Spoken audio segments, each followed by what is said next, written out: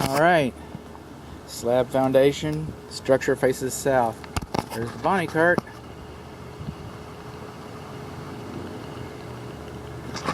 Okay.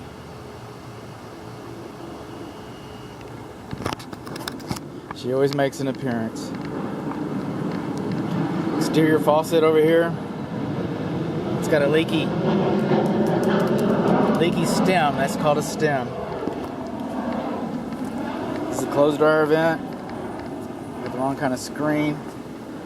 Right about you over here, we got some cracks.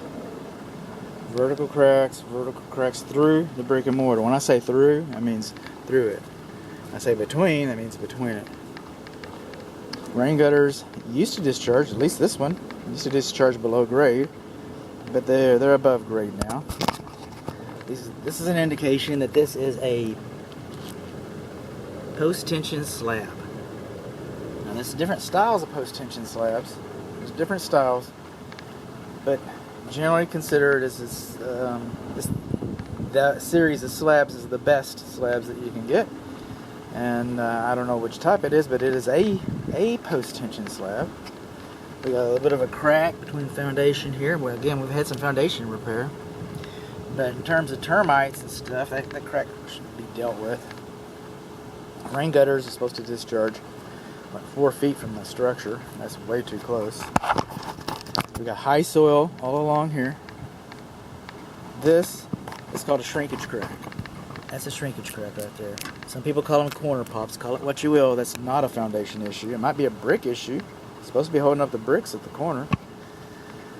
The brick is the only part of your home that actually grows. You won't be able to measure it. And cement takes forever to dry. Forever. The Hoover Dam, about 2 years ago, I remember reading that the Hoover Dam finally dried.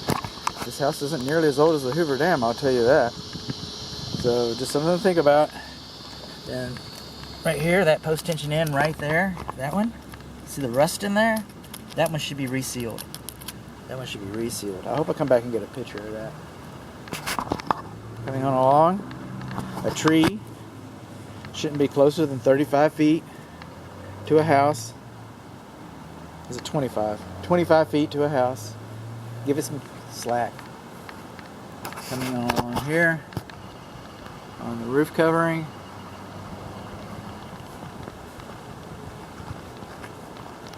See all that bent fascia?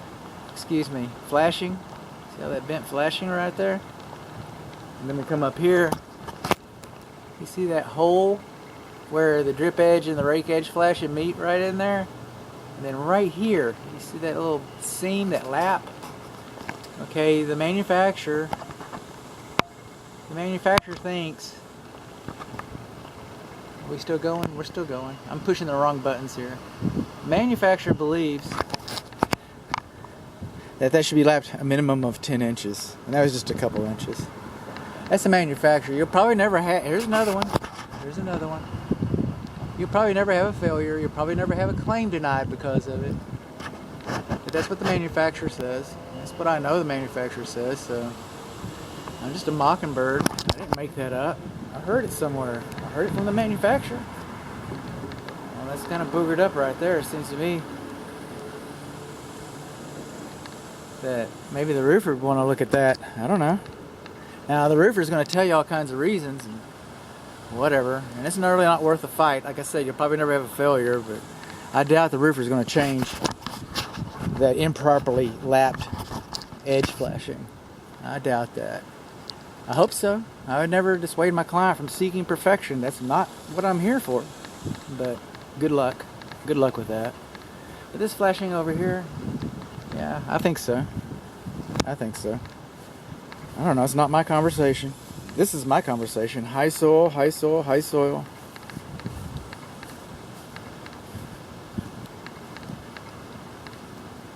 Wood mulch next to house conducive with destroying insects. This is a parge coat. It's kind of like cake frosting. And then when it cracks like that, that's really not a structural issue. That's an aesthetic issue. It's a cosmetic issue. Call it what you will. But it's a good example. When you have these parge coatings, termites can come up into the house unseen, unnoticed. They can. And they do. They have. I've seen it. I didn't see it. It was hidden. But I mean, I found it. Okay, we got a little bit of gaps between the window frame right here. This semicircular transom window light. Here's another thing too. These are modern windows. Woohoo! And so these muntins in here, those are little bands. And I think there's a different name for the horizontal ones, but everybody just calls them muntins. I do. That's what I call them. But when you see this discoloration around there, that's because the metal between the panes of glass is conductive. And the glass is an insulator. So the water comes in, it sits on those muntins, those faux muntins. It sits on those things, it collects on them, hangs to them, causes them to discolor.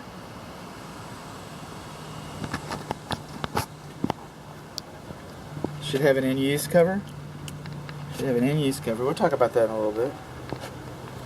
Exterior light fixtures should be sealed around their bases. Now this is kind of interesting.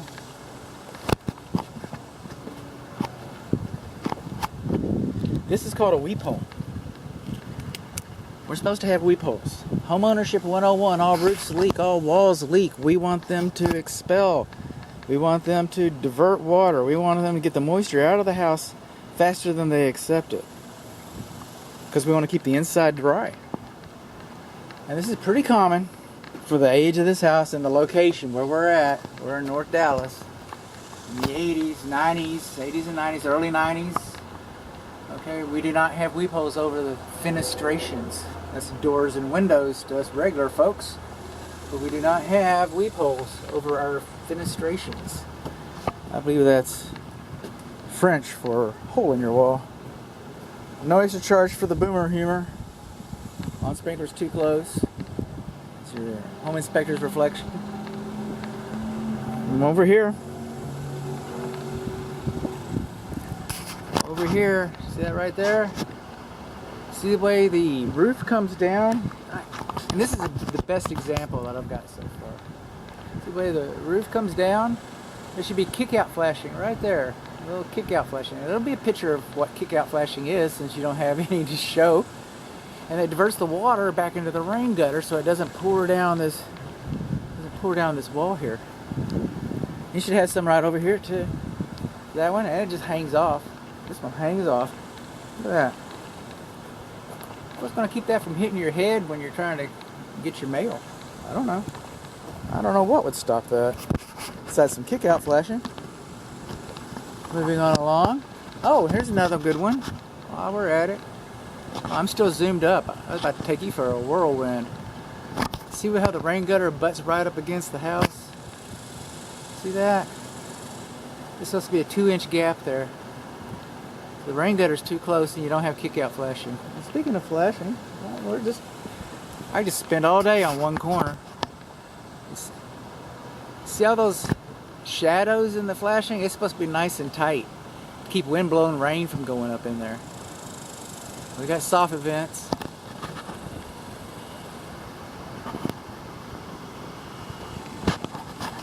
Moving on along. More repairs. More repairs.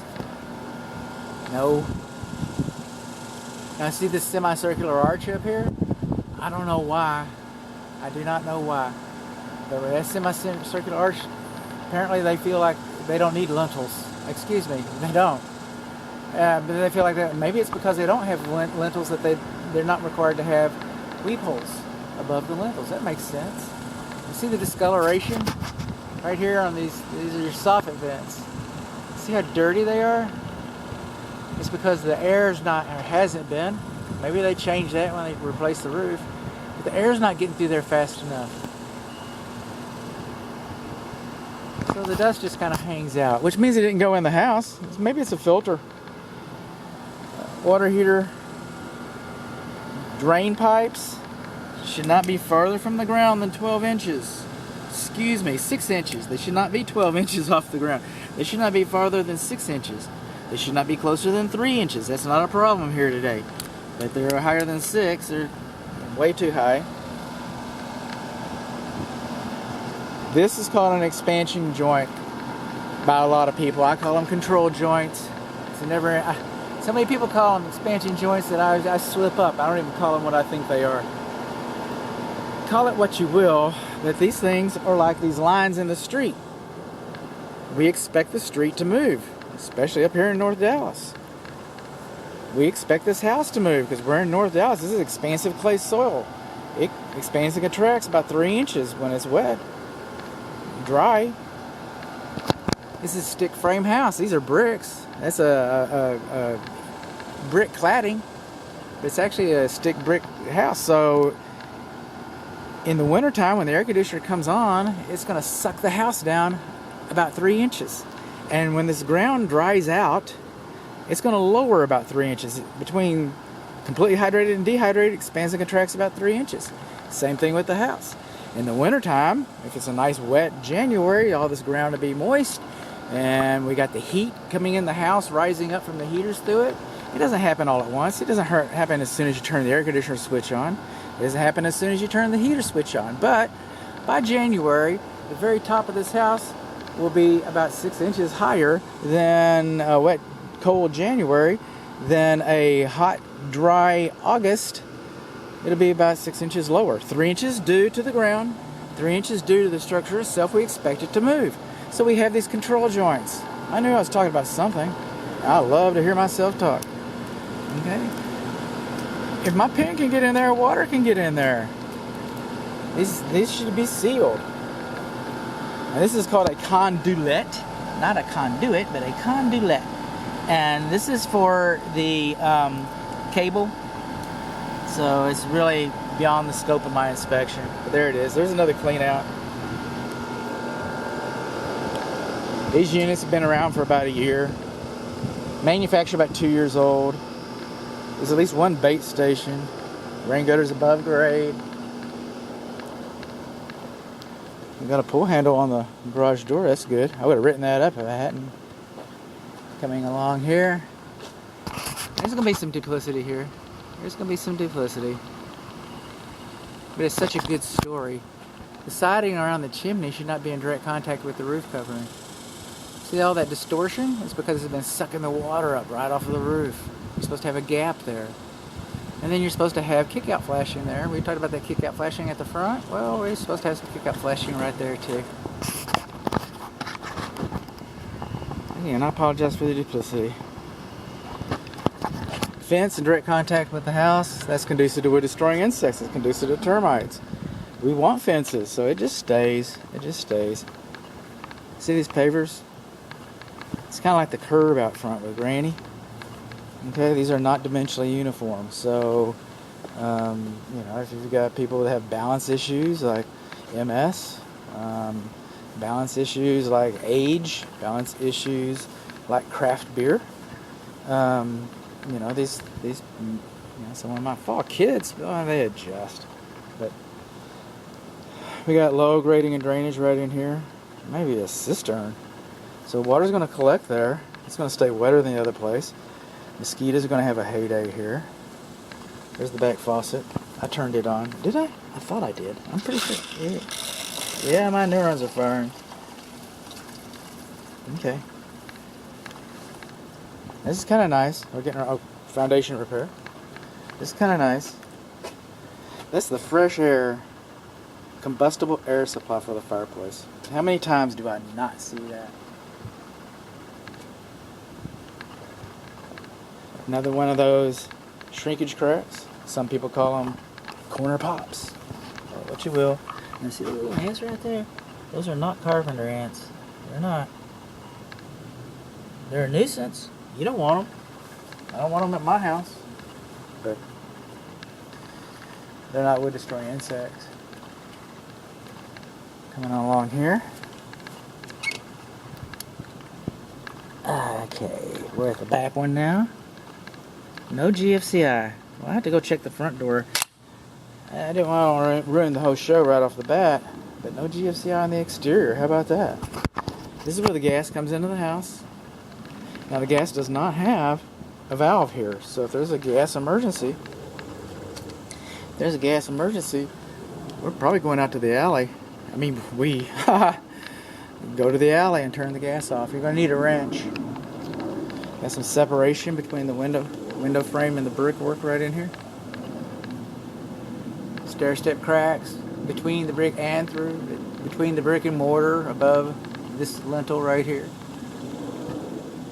And that's it. A little bit of, not as much, not nearly as much. You got a little bit of separation between that window frame and the brickwork.